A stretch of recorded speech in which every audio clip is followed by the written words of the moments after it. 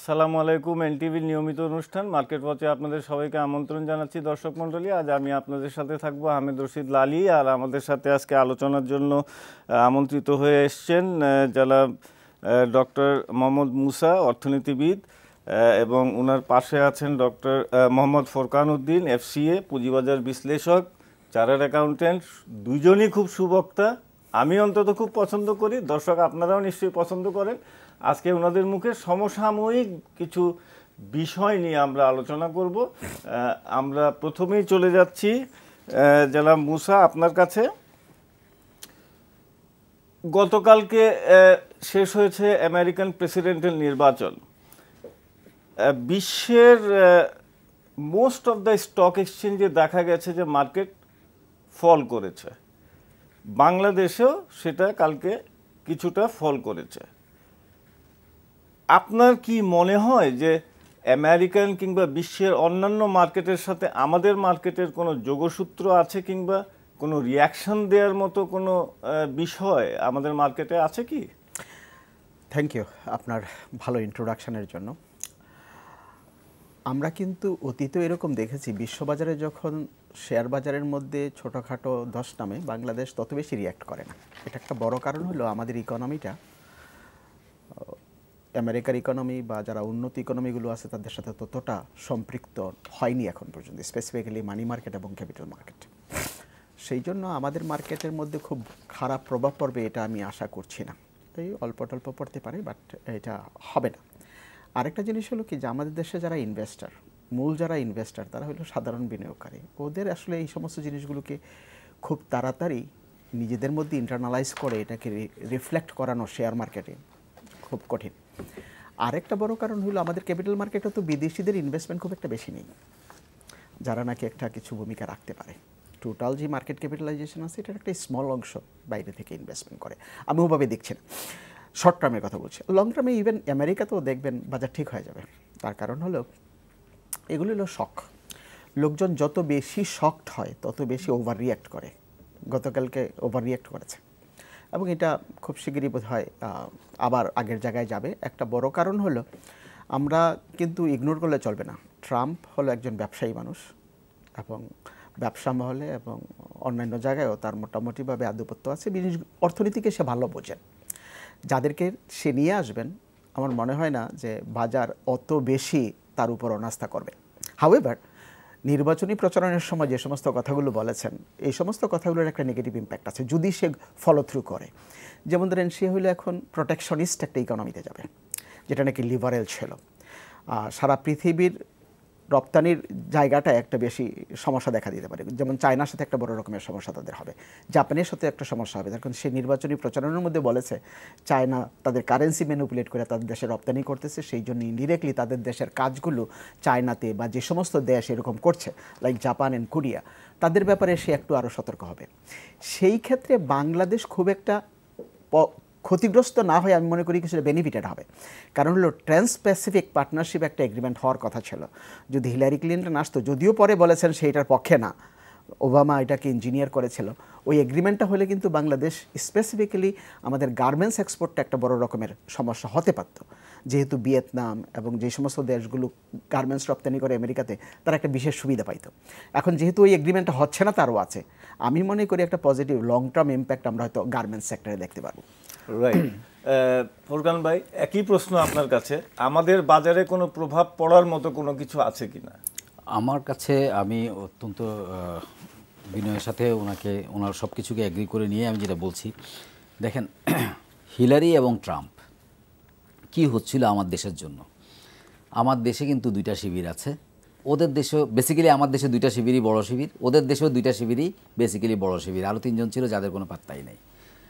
আমাদের দেশে দুটো শিবিরের মধ্যে এটা নিয়ে কিন্তু অলরেডি কিছু কথাবার্তা হয়ে যাচ্ছিল। যদি হিলারি আসে তাহলে কি হবে, কোনো একটা শিবির হয়তো খুব খুশি হচ্ছিল যে কিছু একটা হতে পারে, চেঞ্জ হতে পারে, আবার কোনো একটা শিবির। একটা জিনিস দেখেন, এই বাজারের জন্য সবচাইতে ইম্পর্ট্যান্ট কোনটা? সবচাইতে ইম্পর্ট্যান্ট হলো স্থিতিশীলতা, পলিটিক্যাল স্থিতিশীলতা। এখন দেখেন বাংলাদেশ গভর্নমেন্ট কি করেছে। বাংলাদেশ গভর্নমেন্ট চায়না, ইন্ডিয়া এবং রাশিয়া, এই তিনটা দেশের সাথেই কিছুদিন আগে চায়না রাশিয়ার সাথে আগে থেকেই কিছুটা ভালো, বর্তমান গভর্নমেন্টের কথা বলছি, ইন্ডিয়ার সাথে তো আমাদের বন্ধুসুলভ আচরণ আছেই। সো এই তিনটা দেশের সাথে একটা সুন্দর ডেভেলপমেন্ট কিন্তু তারা তৈরি করেছিল আমাদের বর্তমান সরকার, just to, it's my view, just to protect, না করুক যদি হিলারি এসে যায়, কোনো থ্রেট আসে, সেটা যাতে খুব ভালোভাবে মোকাবেলা করা যায়। এখন এই কোশ্চেনটা কেন আসলো, যদি হিলারি এসে যায়, যদি কোনো থ্রেট আসে, এই কোশ্চেনটা কেন আসলো? কারণ এটা খুব ওপেনলি সেইড যে হিলারির সাথে আমাদের নোবেল বিজয়ী ডক্টর ইউনূসের একটা সম্পর্ক আছে। এবং আমি আজকে ফেসবুকেই দেখলাম যে উনি ওখানে কোনো হিলারি ফাউন্ডেশনে কিছু দানও করেছেন, সেটাও এরকম একটা জিনিস দেখা যাচ্ছে, শোনা যাচ্ছে। সো এই জায়গাগুলোর কারণে বর্তমান গভর্নমেন্টের সাথে ডক্টর ইউনূসের কিন্তু একটা দূরত্ব আছে। সো এই সব কিছু মিলিয়ে বর্তমান গভর্নমেন্ট এটাকে একটু আমলেই নিয়েছিল এবং নিয়ে তারা তাদের সেফগার্ডটা নিয়েছিল। তাহলে সেই সেফগার্ডটাও ফুলফিল হলো, সাথে বর্তমান গভর্নমেন্টের পক্ষেও ইন আদার ওয়ার্ডস রায় হয়ে গেল। তাতে করে কি হলো? তাতে করে সামান্যতম যে ইনস্টেবিলিটির একটা সুযোগ ছিল G2G, সেটাও কিন্তু কেটে গেল। তো সেটা যদি কেটেই যায় তাহলে অর্থনীতি তো খুব একটা খারাপ হওয়ার সম্ভাবনা আমি দেখি না। আর অর্থনীতির যদি খুব একটা খারাপ হওয়ার সম্ভাবনা না থাকে তাইলে অ্যাপারেন্টলি বাজারেও সম্ভাবনা নাই। এখন প্রশ্ন হলো যে গতকালকের বাজারটা আমার পড়লো কেন? গতকালকের বাজারটা যেটা অলরেডি শ্রদ্ধেয় মুসা ভাই বলেছেন যে এটা আপনার over reaction, absolutely over reaction. কিন্তু আমি বলতে চাই এই ওভার রিয়াকশান আমাদের ইনস্টিটিউটগুলো কেন করলো? হ্যাঁ, আপনি দেখেন সবসময় আমেরিকাতে যেটা হয়, ডেমোক্রেটরা যখন ক্ষমতায় থাকে তখন কিন্তু অটোমেটিকলি বাজার ওয়াল স্ট্রিট ওদের সাথেই থাকে, এবং হিলারির সাথেও কিন্তু ওয়াল স্ট্রিট ছিল, এটা আমরা সবাই জানি। কিন্তু যখন রিপাবলিকানরা আসে তখন মার্কেট শেকি হয়, এটা সবসময় আমরা দেখেছি। যখনই রিপাবলিকানরা ক্ষমতায় আসে তখন কিন্তু আমেরিকান মার্কেট শেকি হয়। সেটা কী কারণে হয় অতটা অ্যানালাইসিসে আমরা না যাই, কিন্তু fact is that is the American market. তার সাথে আমাদের খুব একটা সম্পর্ক না। বাট ইয়েস, যদি ট্রাম্প যে স্টেটমেন্ট দিয়েছে, যে আপনার অভিবাসীদের জন্য যে স্টেটমেন্টটা দিয়েছে, তার নির্বাচনী প্রচারণার জন্য হোক বা অথবা এটা ফ্যাক্ট হয়ে থাকুক, যদি এটা ফ্যাক্ট হয়ে থাকে, যদিও আমেরিকা থেকে আমাদের রেমিটেন্সের পরিমাণ যে খুব বেশি তা নয়, কিন্তু একটা পরিমাণে রেমিটেন্স কিন্তু আমেরিকা থেকে আমাদের আছে, সেই জায়গায় যদি আমাদের বাংলাদেশিরা কিছুটা অনিশ্চয়তার মধ্যে পড়ে, যদি কিছুটা পড়ে, তাহলে সেখানে একটা থ্রেট আছে। তবে আমি বিশ্বাস করি, আমার ব্যক্তিগত ওপিনিয়ন হলো পড়বে না। কারণ আপনি জানেন, আমি জানি, আমরা সবাই জানি, আমাদের যে বাংলাদেশিরা ওখানে থাকেন তাদের মধ্যে মেজরিটি অড জব করেন, কিছু ভালো চাকরি করেন, মেজরিটি অড জব করেন। আর ওই অড জবগুলো আমেরিকান পিপলরা করে না। আর এই অড জবগুলোকে করানোর জন্য আমার মতো ইন্ডিয়ার থেকে, পাকিস্তান থেকে, নেপাল থেকে লোক তার দরকার।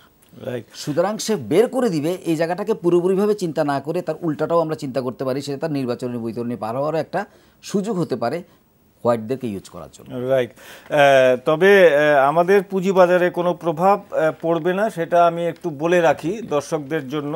কোনো প্রভাবই নাই, কোনো কানেকশনই নাই বিদেশের সাথে। আমাদের পুঁজিবাজারে কোনো কানেকশন নাই। বিদেশি ইনভেস্টমেন্ট যেটা প্রায় নেট ইনভেস্টমেন্ট এই মুহূর্তে 750 কোটি টাকা প্লাস নেট ইনভেস্টমেন্ট আছে, যেটা খুবই নগণ্য বাজার ইসে। এবং তাছাড়াও যদি আমরা অন্যদিকে তাকাই তাহলে দেখব যে আমাদের পুঁজিবাজারের কোম্পানিগুলা, কোনো কোম্পানি কিন্তু বাইরের কোনো লিস্টিং নাই, কোনো বাইরের কোম্পানিও আমাদের দেশের লিস্টিং নাই। ক্রস বর্ডার কিছু না থাকার কারণে আমাদের পুঁজিবাজারের জন্য কোনো রকমের কোনো সমস্যা নাই, কোনো প্রভাবই পড়ার কথা না। অতএব বিনিয়োগকারীদের উদ্দেশ্যে এইটুকু আমরা বলতে পারি যে কোনো রকম প্যানিকে আসবেন না, কোনো রকমের কোনো দুশ্চিন্তার কোনো কারণ নাই।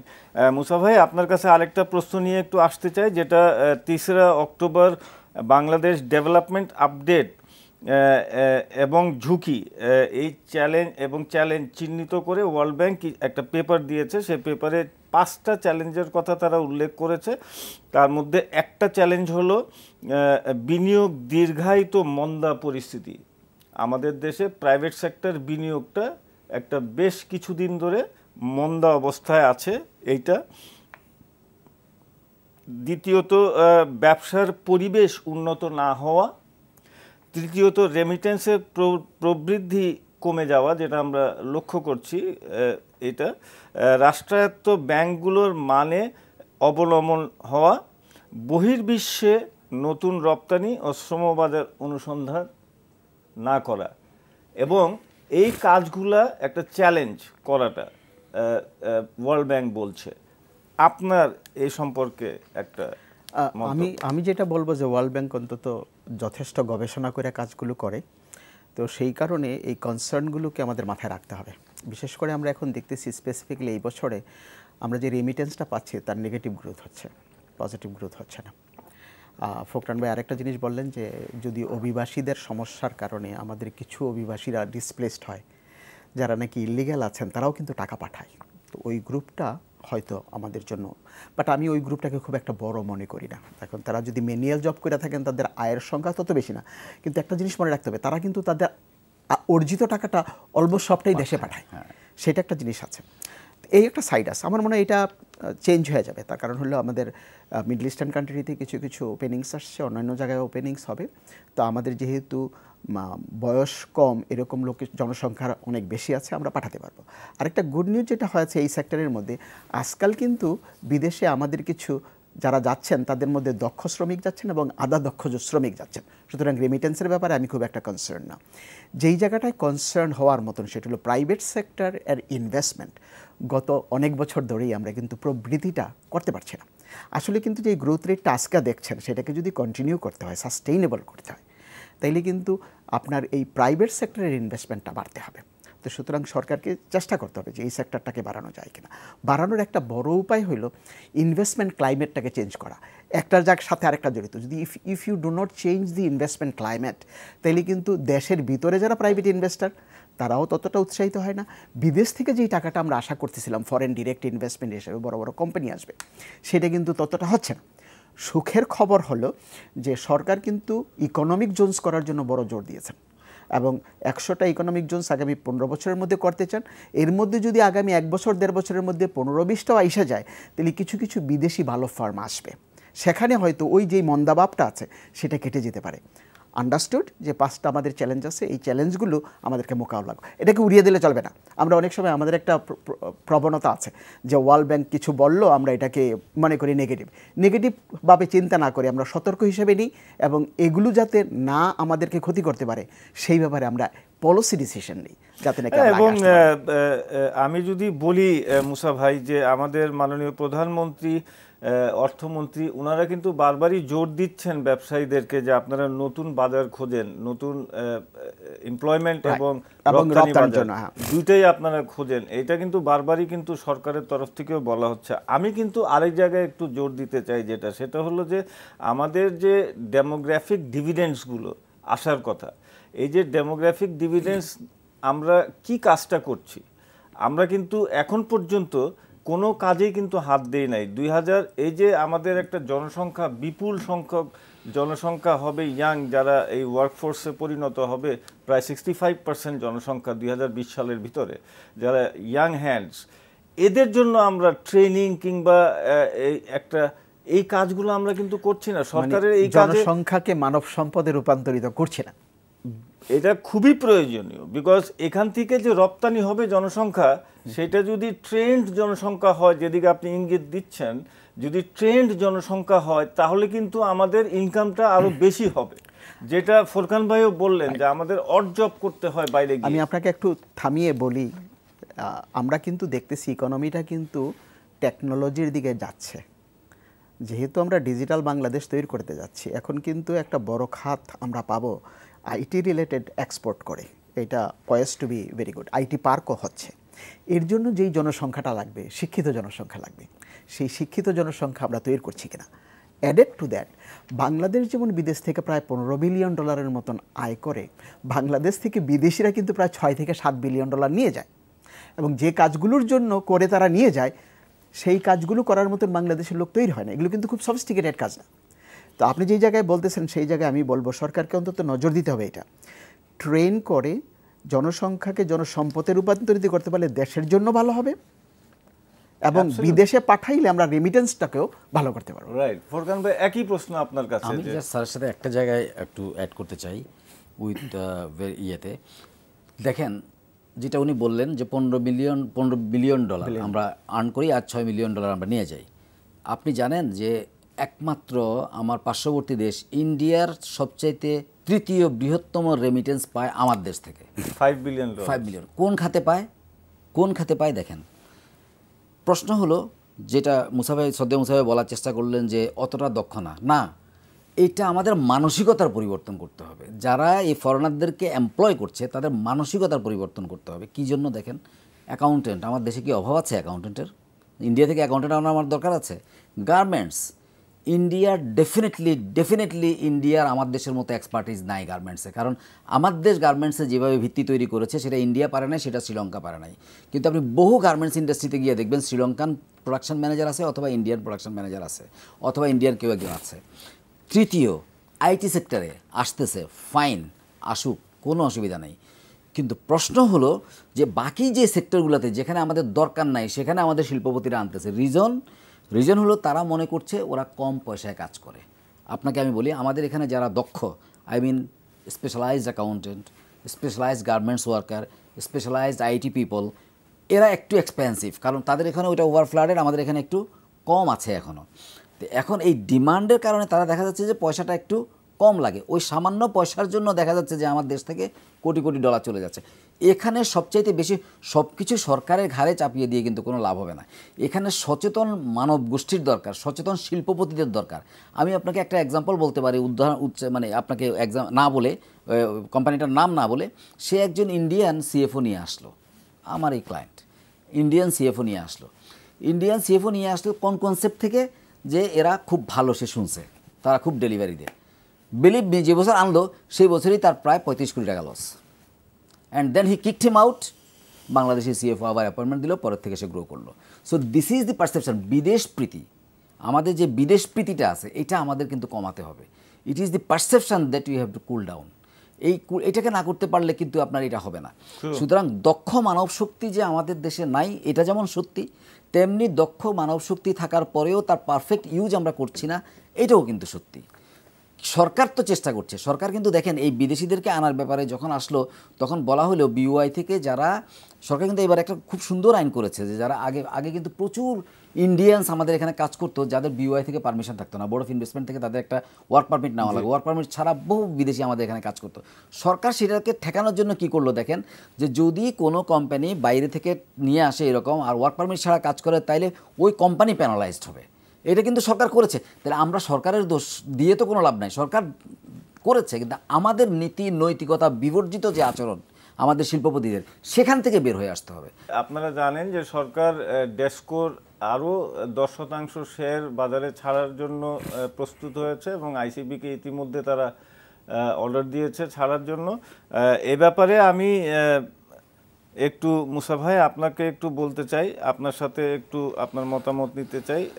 10% শেয়ার যেটা 2,93,00,000 শেয়ার, 10 কোটি শেয়ারের, এর মধ্যে আমাদের এখনকার যে স্থিতি শেয়ার হোল্ডিং, সেই হোল্ডিংটা হলো পিডিবির কাছে আছে 73.72%, আমাদের ইনস্টিটিউশনগুলো হোল্ড করে 17.69%, ফরেন ইনভেস্টররা হোল্ড করে 0.57% এবং রিটেল ইনভেস্টর যারা আমরা বিনিয়োগকারী আমরা হোল্ড করি 6.74% ডেসকোর শেয়ার, যদিও আমার কাছে নাই ডেসকোর শেয়ার, ডিক্লারেশন। তো এই ব্যাপারে একটু আপনার মতামত জানতে চাচ্ছি যে বাজার কি ইতিমধ্যে কিন্তু এইটা ডিক্লারেশন আসার পরে বাজারটা একটু বোধহয় ডিক্লাইনিং, ডেসকোর শেয়ারটা একটু ডিক্লাইনিং মোডে আছে, আপনার মতামত? প্রথমত ডিক্লাইনিং মুডে থাকার একটা কারণও আছে। তখন ওরা এই বছর যে আর্নিংস পার শেয়ার দিয়েছে গত বছরের আর্নিংস পার শেয়ারের চাইতে অনেক কম। এক্সপ্লেনেশন দিয়েছে যে তাদের অপারেটিং এক্সপেন্স বাড়ছে, কিন্তু রেভিনিউ তো রেগুলেটর দ্বারা নির্ধারিত, সে রেভিনিউ তত বাড়েনি। একটা প্রশ্ন থাকতেই পারে যে বাজারে নতুন শেয়ার আসা উচিত, কিন্তু আপনি যে স্ট্যাটিস্টিক্সটা দিলেন ডেসকোর পাবলিকের কাছে শেয়ার তো কম। আমি যেটাকে ট্রু সেন্সে ফ্রি ফ্লোট বলবো, মাত্র 6 তো 6.7% যদি এখন যারা ইনভেস্টর তারা রাখেন, তাদের সাথে যদি আরও 10% চাপিয়ে দেওয়া হয় সাপ্লাইয়ের একটা প্রেশার পড়বে। তবে এটাকে অ্যাভয়েড করতে পারে যদি ইনস্টিটিউশনাল ইনভেস্টার্সদের কাছে এটা বিক্রি করার একটা অ্যারেঞ্জমেন্ট করে, ব্লক মার্কেটে যেই ব্যবস্থাটা আছে সেই ব্যবস্থাটা করে ছাড়ে, আমার মনে হয় ওই ধাক্কাটা সামলাতে পারবে। কিন্তু ইস্যুটা হলো যদি আপনার আর্নিংস পার শেয়ার কম থাকে এবং বাজারে যদি শেয়ারের দাম সাবস্টেন্সিয়ালি কমে যায় এই দুইটা নেগেটিভ নিউজের কারণে, তখন সরকার এই শেয়ারগুলো ছেড়ে কাঙ্ক্ষিত যেই টাকাটা চাচ্ছেন সেই টাকাটা পাবেন কিনা, এটা একটা বড় ইস্যু। সরকার সেটা চিন্তা করবেন, তাদের না পাইলেও কোনো অসুবিধা নেই, আলটিমেটলি বেনিফিটটা যদি আমাদের ইনভেস্টরদের কাছে যায় বাজারের জন্য ভালো। আমি যেই জায়গায় জোর দিতে চাইব, এক্সিস্টিং কোম্পানির শেয়ার বাজারে ছাড়ার চাইতে সরকারের কাছে অনেক ভালো লাভ আছে এরকম প্রতিষ্ঠান আছে, অনেক দিন ধরে শুনছি এগুলোকে অফলোড করার কথা। সরকারের নজর দেওয়া উচিত ওই সমস্ত কোম্পানিগুলোর শেয়ার বাজারে আনা। এতে হবে কি আমাদের ব্রেথটা বাড়বে, আমাদের কিন্তু নাম্বার অফ কোয়ালিটি সিকিউরিটিজ তত বেশি নাই। তখন যদি আমি একটা ডাইভার্সিফাইড পোর্টফোলিও তৈরি করতে চাই, আমি খুব প্রবলেমে পড়ে যাই যে 15টা 20টা শেয়ার যেখানে আমি ইনভেস্টমেন্ট করতে পারি খুঁজে বের করা কষ্ট।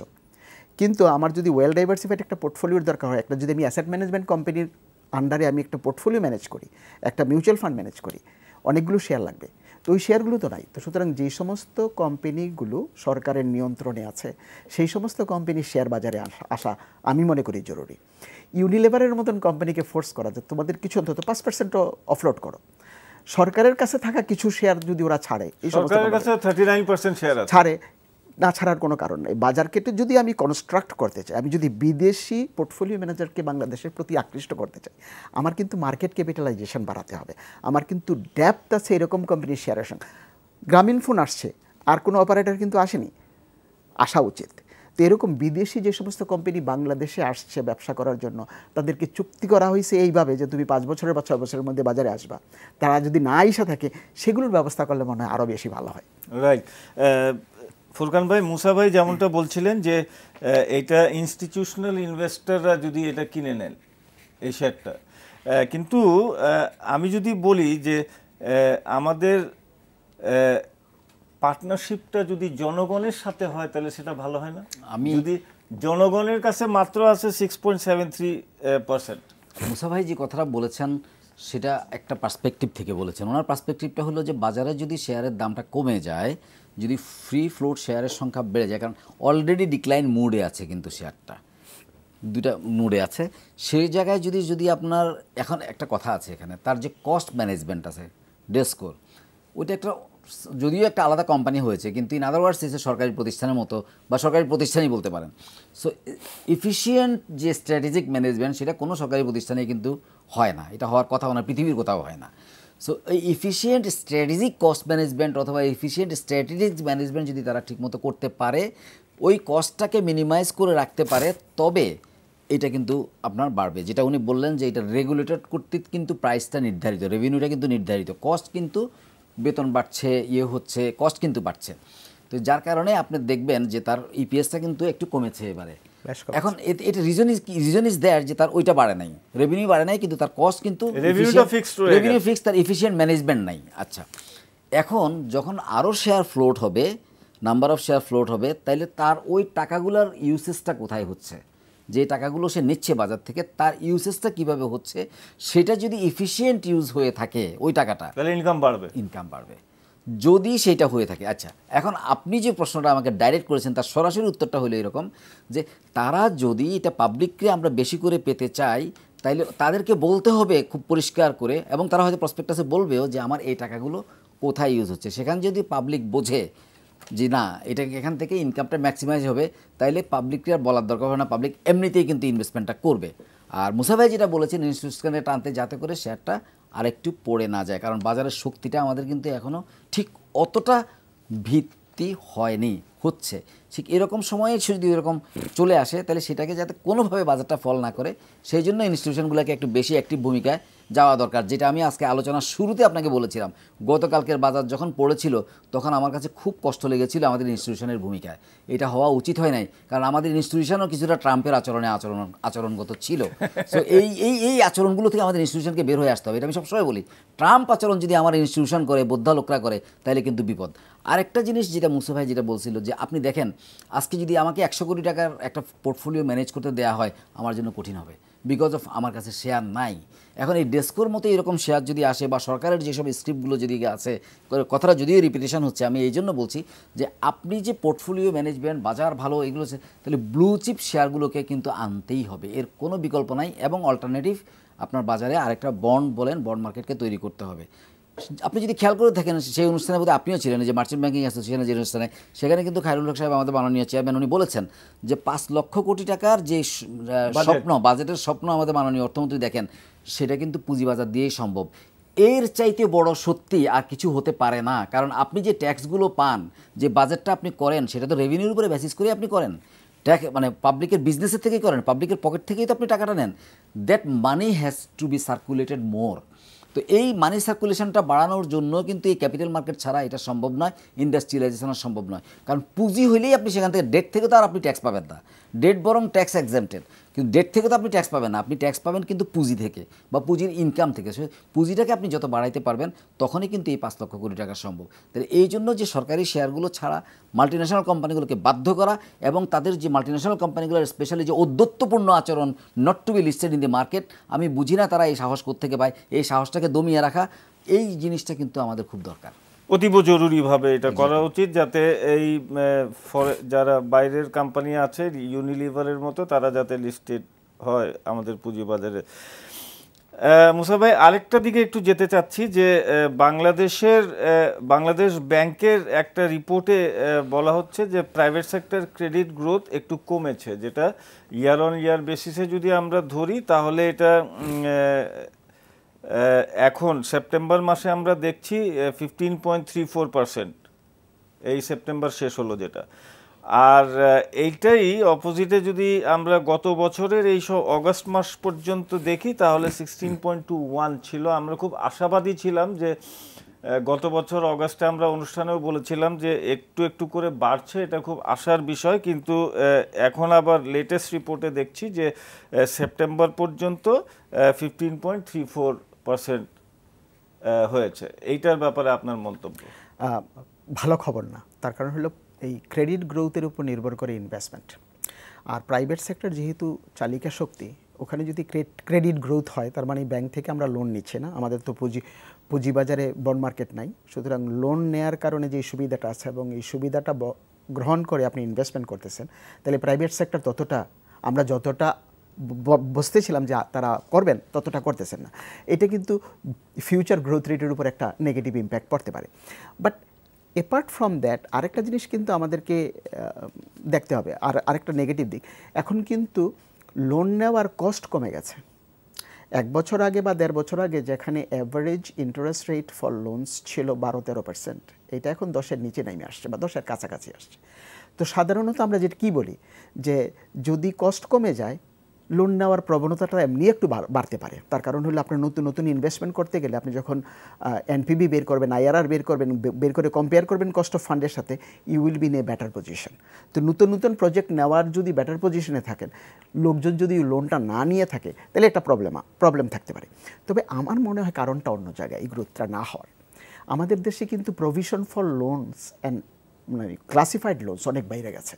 সেই জন্য বোথ প্রাইভেট ব্যাঙ্কসগুলো এবং পাবলিক ব্যাঙ্কসগুলোতে তো আছে, তাদের উপর খুব প্রেশার আছে যাতে তারা খুব অ্যাগ্রেসিভভাবে লোনটাকে না দেয়। কারণ যদি অ্যাগ্রেসিভভাবে আপনি লোন দেন, তাইলে আরও ব্যাড লোন হওয়ার সম্ভাবনা বেড়ে যায়। এবং এইগুলো কিন্তু আমাদের সংবাদ মাধ্যমে আসছে, সরকারের পলিসি মেকারদের মাথার মধ্যে আছে, এবং ওয়ার্ল্ড ব্যাংক এর মতন, আইএফসির মতন প্রতিষ্ঠানগুলো আমাদের সরকারকে চাপ দিচ্ছে। তো তারা অল্টারনেটিভলি ব্যাংকিং সেক্টরে এই চাপটা রাখার কারণে হয়তো অনেকে লোন নিতে চায়, কিন্তু তাদেরকে লোন দিতে চাচ্ছেন না কিছু কিছু ব্যাংক, যে ওইটা আবার বিপদে পড়ে যাব। সুতরাং এ নাম্বার অফ ফ্যাক্টরস হয়তো প্লে অ্যারাউন্ড করতেছে এই গ্রোথটা না হওয়ার কারণে। রাইট।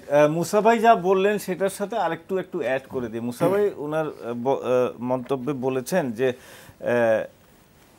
ইন্টারেস্ট রেটটা কমে গেছে, কিন্তু আপনি একটু যদি দেখেন ফোরকান ভাই, যে স্ট্যান্ডার্ড চার্টার্ড 1.5% দিচ্ছে ফিক্সড ডিপোজিটে, অন্যান্য প্রাইভেট সেক্টর ব্যাংক কিন্তু 6%, মানে খুব বেশি যদি হয় তাহলে 7%। তো সেইটা আবার ট্যাক্স মাইনাস করলে 4.5-5% আইসা দাঁড়ায়।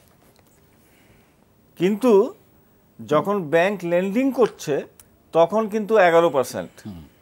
সো এই যে 5-6%-এর স্প্রেড, ডোন্ট ইউ থিঙ্ক যে এটা একটা বিশাল স্প্রেড? পৃথিবীর অন্যান্য দেশে 5-6% স্প্রেড মানে কোনো অবস্থাতে স্বপ্ন দেখা যায় না। এইটার বিষয়ে যদি আপনি একটু আলোকপাত আমি করেন। জাস্ট দুটো জিনিস শ্রদ্ধেয় মুসাফের সাথে একটা জায়গায় ক্রেডিট অর্ডিন্যান্স নিয়ে আমি যেটা ডিসকাস করতে চাই সেটা হলো একটা জিনিস খেয়াল করে দেখেন, ক্রেডিট অর্ডিন্যান্সটা কমে গেছে, রিজন ইজ পাবলিক লোন নিচ্ছে না। কেন নিচ্ছে না? কেন নিচ্ছে না এই জায়গাটা আমাদেরকে আগে খুঁজতে হবে, সে নিচ্ছে না কেন। প্রথম প্রশ্ন হলো আপনার আশেপাশের দেশের কম্পিটিটর কারা? আপনার যে প্রোডাক্ট, আপনি যে প্রোডাক্টটা বানাবেন তার আশেপাশের দেশের কম্পিটিটর কারা? আপনার আশেপাশের দেশের কম্পিটিটর ইন্ডিয়া, নতুন করে উঠে আসছে মিয়ানমার। এই দুইটা দেশ বেসিক্যালি আপনার জন্য অনেক বড় কম্পিটিটর। চায়না তো আছেই, চায়না সারা পৃথিবীর জন্যই আছে, আমার জন্য না। কিন্তু পাশের দেশ ইন্ডিয়া, পাশে হইল মিয়ানমার। ইভেন ইন্ডিয়া কতটুকু দেখেন, আমি আপনার একটা প্র্যাকটিক্যাল এক্সপিরিয়েন্স বলি। একটা ব্লেন্ডার কিনতে যদি আপনি এখন বাজারে গেছিলাম সেদিন, আমি আগে গেলে দেখতাম মেড ইন চায়না, এখন আপনি বাজারে যান দেখবেন সব মেড ইন ইন্ডিয়া, কিন্তু প্রোডাক্ট হলো ফিলিপস, প্রোডাক্ট সনির, সবই ঠিক আছে। তাহলে কি হচ্ছে, এই যে এত বড় কম্পিটিটর আপনার পাশে রয়ে গেছে, তার সাথে টিকে থাকার জন্য আমার যেই বাণিজ্যিক সমতা দরকার ওই দেশটার সাথে, সেটা কিন্তু নাই। এটা হলো নাম্বার ওয়ান। নাম্বার টু হলো সীমান্ত পথে যে জিনিসগুলো আসে সেটা মানে ভালোভাবে কন্ট্রোলড নয়। তৃতীয় কথা হলো ওইটাকে ফেস করার জন্য আপনার যত বড় ইন্ডাস্ট্রি আপনার করা দরকার, অথবা তার ইকুইভ্যালেন্ট ইন্ডাস্ট্রি আপনার করা দরকার। আপনার ইকোনমিজ অফ স্কেল বলে একটা কথা আছে অর্থনীতিতে, আপনার মনে হয় এটা মুসা ভাই আরও ভালো জানবেন, যে এই ইকোনমিজ অফ স্কেলটা হলো যত আপনি বাড়াইতে থাকবেন তত আপনার প্রফিটের সংখ্যাও নর্মালি বড়ে থাকে, যদিও এটা রিস্কি হয়ে থাকে। আপনার ইকোনমিজ অফ স্কেলটাকে ঠিক করার জন্য বিগার ইন্ডাস্ট্রি ছাড়া সম্ভব নয়। আমাদের দেশে কিন্তু বিগার ইন্ডাস্ট্রি অথবা বিগেস্ট ইন্ডাস্ট্রি নাই যেটা ইন্ডিয়াকে কম্পিট করতে পারে, অথবা এখন চায়নার মিয়ানমারের দায়িত্ব যখন চায়না নিয়েছে, তাকে যেভাবে ডেভেলপ করে নিয়ে নিচ্ছে তার সাথে কম্পিট করার অবস্থাও কিন্তু আমার দেশে এখন নাই। তাহলে ইটস এ বিগ হাইন্ড্রেন্স। মানুষ ভয় পাচ্ছে আমি টাকা নিয়ে করবোটা কি, আমি তো লস করবো। সো আপনি কি প্রোডাকশান করবেন, যাই প্রোডাকশান করবেন না কেন সেটা অ্যাভেলেবল আছে, সেটা ইম্পোর্ট হচ্ছে। সো নীতিগত জায়গাগুলো এবং যদিও এটা ওপেন মার্কেট ইকোনমি, তথাপি নীতিগত জায়গাগুলোকে আমাদেরকে আরও শক্ত হতে হবে। এই জায়গাগুলোকে যদি কন্ট্রোল করা না যায় তাহলে কিন্তু ক্রেডিট অর্ডিন্যান্স ইন নিয়ার ফিউচারও কিন্তু বাড়বে না। কারণ না হলে বর্তমান পরিস্থিতিতে এসে ক্রেডিট অর্ডিন্যান্স না বাড়ার কোনো যৌক্তিকতা নাই। দ্বিতীয় আসেন এখন আপনার 11% স্প্রেডে। আমি আরেকদিন আপনার এই অনুষ্ঠানে 5 to 6% স্প্রেড, 5 to 6%, 11% এবং আপনার 8%, আর স্ট্যান্ডার্ড চার্টার্ড ব্যাংক দিচ্ছে 1.5%। রিজন ইজ তারা কখনো কখনো কোনো জায়গায় যদি খুব ট্রাস্টওয়ার্দি লোক পায়, তারা আপনি অবাক হবেন যে তারা 4 to 5% ল্যান্ডিংও করছে। স্ট্যান্ডার্ড চার্টার্ড ব্যাংকের কথা বলছি, তারা ল্যান্ডিংও করছে কিন্তু 4 to 5%, কিন্তু আমরা করছি না, আমরা করছি 11%-এ আর নিচ্ছি 5.6%। আমি আপনার অনুষ্ঠানে একদিন বলেছিলাম যে অতি মুনাফা লোভ থেকে আমাদেরকে বের হয়ে আসতে হবে। এইটা যদি আমরা হতে না পারি, অতি মুনাফা লোভ এবং ব্যাংকের টাকা মেরে দিয়ে কোনোদিন ফেরত দিতে হবে না, এই মানসিকতা থেকে আমাদের যদি বের হতে না পারি তাহলে এই স্প্রেড কোনোদিন কমবে না। এক হলো মানসিকতা, আপনি ইথিক্যাল ভিউ থেকে আপনাকে দেখতে হবে। আপনার দ্বিতীয়ত হলো পানিশমেন্ট, একদম স্পেসিফিক পানিশমেন্ট, জেলে ভরে দাও স্ট্রেট, কোনো কথা নাই, ওই লোকের ব্যবসা করার দরকার নাই, কোনো না কোনো দিন ওই টাকাটা ফেরত আসবে। যদি এইরকম জায়গাগুলোকে খুব আপনাকে না করা হয় তাহলে কিন্তু আপনার এই ক্রেডিট অর্ডিন্যান্স বাড়বে না। আসেন এখন স্মল ইন্ডাস্ট্রিগুলো আপনি যখন করবেন, ছোটোখাটো ইন্ডাস্ট্রি আপনি যেগুলো করবেন, হ্যাঁ সেগুলো করার জন্য আপনি যখন ব্যাংকে লোনের জন্য যাবেন, ব্যাংক আপনাকে লোন দিবে না, বিকজ অফ আপনার জামানত নেই। সো আপনি যে ইন্ডাস্ট্রিটাকে করবেন তার তো একটা পলিসি লাগবে। আপনি খেয়াল করে দেখেন তো, যতগুলো পার্সোনাল ফাইন্যান্স করেছেন আপনি, যারা স্যালারি তাদের কাছে যতগুলো পার্সোনাল ফাইন্যান্স ব্যাংক করেছে তার ক্লাসিফিকেশনের সংখ্যা কতটুকু, আর যারা জায়ান্ট যারা করেছে তাদের সংখ্যা কতটুকু। আমরা কিন্তু স্মল ইন্ডাস্ট্রিগুলোকে খুব একটা পাত্তা দিই না। আমি আমাদের লোকাল ব্যাংকের কথা বলছি। অন দি আদার হ্যান্ড বিদেশিরা কিন্তু ঠিকই দিচ্ছে, কারা? স্ট্যান্ডার্ড চার্টার্ড ব্যাংক, তারা কিন্তু এসএমইতে ফাইন্যান্স করছে এবং তাদের লোন কিন্তু ব্যাড হচ্ছে না। তো তাইলে এই যে পলিসিগত দিক থেকে আমাদের যারা ব্যাংকার আছেন, আমি তো ভাই ব্যাংকিং অত বুঝি না, বাট যতটুকু বুঝি যে এসএমইতে ফাইন্যান্সটা কিন্তু আমাদেরকে বাড়াইতে হবে। এসএমইর জায়গাগুলোকে সেদিন মাননীয় প্রধানমন্ত্রী বলেছিলেন একটা অনুষ্ঠানে যে আমরা ব্যাংকে মানুষকে সঞ্চয় করতে চেষ্টা করেছি, সঞ্চয় স্বভাব তৈরি করার চেষ্টা করেছি, অল্প টাকা দিয়ে ব্যাংক অ্যাকাউন্ট খুলে। এইটা খুব দরকার। এই সঞ্চয়ের যে মানসিকতাটা, এটা ছোটোবেলা থেকেই যদি তৈরি হয়ে যায় তাহলে কিন্তু এটা ডেভেলপ করে, এটা সত্যি কথা। কিন্তু এই সঞ্চয়টাকে যদি বিনিয়োগে পরিণত করা না যায় তাহলে কিন্তু ওই সঞ্চয় কোনো কাজে আসবে না। মাননীয় প্রধানমন্ত্রীর সাথে সাথে ওইটাও বলতে হবে যে বিনিয়োগটাকে আরও বেশি কীভাবে স্পেশালাইজ করে। উনি চেষ্টা করছেন, যেটা মুসা ভাই বলছেন যে প্রাইভেট ইকোনমিক জোন হচ্ছে অনেক, সেখানে যদি ইনভেস্টমেন্টটাকে আকৃষ্ট করা যায় তাহলে দেখেন, এখন দেখেন আমাদের এখানে যে বিদেশিরা আসতেছে তারা বড় ইন্ডাস্ট্রি নিয়ে আসছে না, দুই একটা ছাড়া। ইউনিলিভার এগুলি ছাড়া বড় জায়ান্ট ইন্ডাস্ট্রি করার যে চিন্তা, সেখানে আমাদেরকে আসতে হবে। আসার জন্য আমার দরকার কি, আমার ইনফ্রাস্ট্রাকচার, সেটা চেষ্টা করা হচ্ছে কিন্তু নাই। আমার পাওয়ার, সেটা কিন্তু অ্যাভেলেবল না, কিন্তু ডেভেলপ করা হচ্ছে। 3, আমার দক্ষ শ্রমিক, সেটা আছে, কিছুটা আছে, আনস্কিল্ড লেবার আমার বেশি। And the final limitation is land. Let's say আপনাকে যদি একটা বড় ধরনের ইন্ডাস্ট্রিতে কেউ যেতে হয়, ল্যান্ডের বর্তমানে যেই দাম, এই দামে একটা ইন্ডাস্ট্রি করে তাকে সারভাইভ করানো, ভাইবল করানো ভেরি ভেরি ভেরি টাফ। এই জায়গাগুলোকে অ্যাড্রেস করতে হবে পলিসি মেকিং লেভেল থেকে। যদি এটা করা যায় তাহলে, কারণ government is not a businessman, তারা বিজনেসের ফ্যাসিলিটেটর হিসেবে কাজ করবে। কিন্তু ওই ফ্যাসিলিটেটর হিসেবে যখন কাজ করবে, দেয়ার উইল বি এ, যেসব মিনিস্ট্রিগুলো আছে সেখানে শুধুমাত্র আমলাদের উপরে নির্ভর না করে, আমলাতান্ত্রিক অবস্থার উপরে নির্ভর করে যদি প্রাইভেট সেক্টর নিয়ে যদি সেখানে প্রতিটা মন্ত্রণালয়ে একটা করে রিসার্চ উইং থাকা যায় এবং এই জায়গাগুলোকে যদি ইনপুট হিসেবে নেওয়া যায়, তাহলে কিন্তু আমি বলতে পারি বা বিশ্বাস করতে পারি যে এটা কিন্তু বাড়বে। হ্যাঁ, আমাদের মাননীয় প্রধানমন্ত্রীর হয়তো আছে প্রাইভেট সেক্টর অ্যাডভাইজার 1-2 আছে, কিন্তু সেটা ঠিক আছে, কিন্তু প্রত্যেকটা মন্ত্রণালয়কে কিন্তু ইনপুট দেওয়ার মতো করে যদি একটা প্রাইভেট সেক্টরের যারা এক্সপার্ট আছে, প্রফেশনালস আছে, বিজনেসম্যান আছে, তাদেরকে নিয়ে যদি একটা উইং করা যায় এবং সেখান থেকে যদি তাদের কাছ থেকে অ্যাডভাইসটা নিয়ে সেটা যদি মাননীয় প্রধানমন্ত্রীকে বোঝানো যায় এবং সেটা যদি আসলেই দেখেন, এই যে আজকালকে আমি খুব সুন্দর একটা জিনিস দেখেছি যে Trump is a businessman, then he will make America as a business country. America itself is a business country, নিজের স্বার্থের বাইরে তারা কিচ্ছু করে না। তাহলে আপনার কান্ট্রিকেও তো প্রফিটেবল করতে হবে, যদিও এই কথাটা ম্যাচ করে না অর্থনীতির সাথে। Country for the people, by the people, not for the business. But yes, country again, in other words, country is doing business by revenue, কারণ আমার কাছ থেকে টাকা নিয়ে কিন্তু সে চলছে। তাহলে ওই জায়গাটাকে যদি রেভিনিউটাকে ম্যাক্সিমাইজ করার চিন্তা কিন্তু কান্ট্রি যেহেতু আছে, একটা বিজনেসে প্রফিট ম্যাক্সিমাইজ করার চিন্তা যেমন আমার আছে, দ্যাট ইজ বিজনেস, আর কান্ট্রির আছে রেভিনিউ ম্যাক্সিমাইজ করার চিন্তা, in other words that is also business. সেটাকে যদি করতে হয় তাহলে ওই ইনভেস্টমেন্টের জায়গাটাকে অ্যাপ্রোচ করতে হবে। কারেক্ট, খুব সুন্দরভাবে বললেন ফোরকান ভাই, মুসা ভাই খুব সুন্দর করে বললেন জিনিসগুলো। আজকে সময় একেবারেই শেষ। আপনাদের দুজনকেই, মুসা ভাই এবং ফোরকান ভাই, দুজনকেই সুন্দর একটা আলোচনার জন্য ধন্যবাদ। দর্শক মণ্ডলী, শুরুতেই বলেছিলাম যে শিল্প মন্ত্রণালয়ে একটা 500 কোটি টাকার ICB AMCL প্রবাসী শিল্প বিনিয়োগ ফান্ড, মিউচুয়াল ফান্ড আসছে। সেখানে শিল্প ব্যাংক 100 কোটি টাকা দিচ্ছে, ICB 150 কোটি টাকা দিচ্ছে এবং প্রবাসী বিনিয়োগকারীদের কাছ থেকে 250 কোটি টাকা নেওয়া হবে। আজকে এই বিষয়টা আলোচনা করতে পারলাম না সময়ের সংকীর্ণতার কারণে। আগামী অনুষ্ঠানে ইনশাল্লাহ আলোচনা করব। দর্শক মণ্ডলী, সময় শেষ। আজকে আমরা এখানেই শেষ করতে হচ্ছে। রোববার দিন আবার একই সময় একই চ্যানেলে আপনাদের সাথে দেখা হবে ইনশাল্লাহ। ততক্ষণ পর্যন্ত দেখতে থাকেন NTV। আসসালামু আলাইকুম।